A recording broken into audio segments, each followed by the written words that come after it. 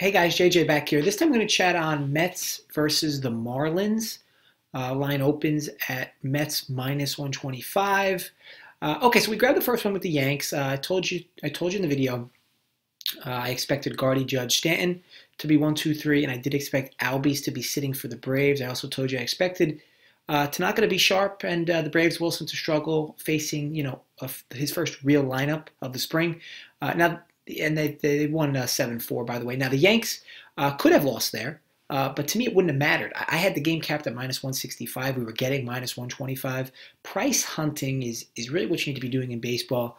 And this free pick that I'm giving you here, or going to give you here, is really just that. Now, talk the Mets first. The Mets are 0-4, haven't won a game in their last four. They had a near opening day lineup today, so I wouldn't expect that again tomorrow. Cano hasn't had a day off in a week, so I'd actually be shocked if he's in the lineup tomorrow. It means a lot. He's their best hitter. As I mentioned, 4 straight losses. They have 1 win in their last 8 games. Just not a team playing very confident right now. Not a team that really has a lot of care. They kind of know who their starters are. Maybe a week from now, they might be better as they try to transition into the regular season since we're getting closer and closer.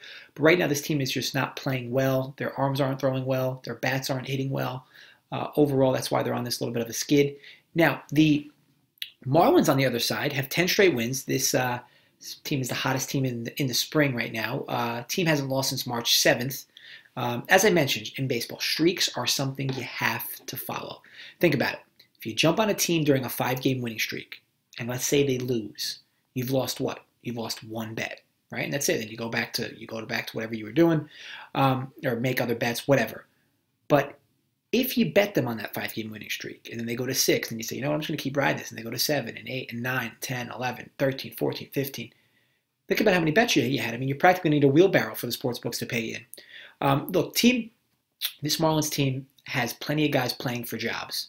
Okay, that means these games matter to them. The at-bats matter. Every pitcher that comes out on the mound matters. It's really important to these guys to do well. They want to make the team. There's a lot of guys right now in question on this roster. Now, it's no coincidence that this team has won 10 straight. When you have guys playing with that level of motivation, there should be no question when a team like this rolls off 10 straight wins. Now, granted, in the regular season versus caliber arms and versus starting caliber arms and bats for 9 innings, this Marlins team will be a different story. They're not going to be able to compete. But in spring training, when they can play a bunch of these teams for half the games, they've definitely been able to muster out some wins. They've been able to come back from wins. They've had big wins.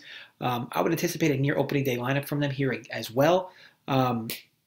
Led by Brian Anderson, their best player. The Marlins, how they're doing it, they're 8th in ERA, they're 6th in WHIP. From the batting angle, they're right in the middle of the pack at 261. They are 2nd in the spring in stolen bases. So when they do get on, they are moving.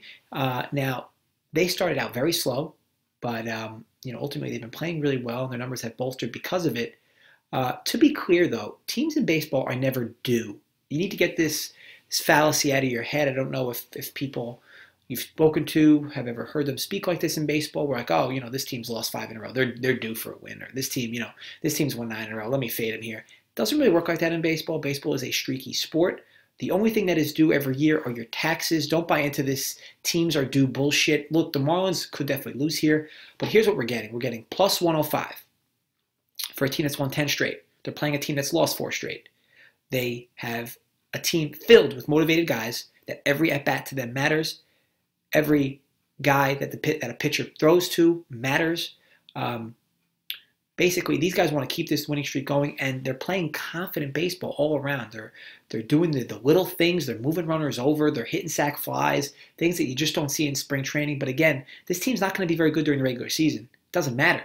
We're not betting them in regular season. We're betting them in spring training, and we're getting dog money for a team at home that's won 10 straight. To me, this line is just wild.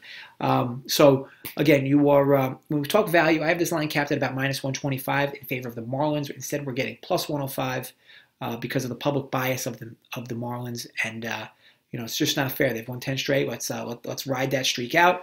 Again, we had a good start with the Yanks winning, so let's build on that.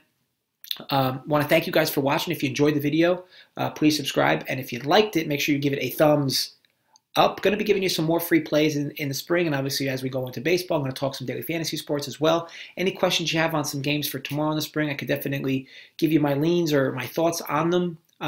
So shoot a comment below. Love the comments. Definitely keep them going. Love responding to you guys and hearing your insights. So, don't stop with the comments now. Keep them coming. So again, thanks again, guys, for watching.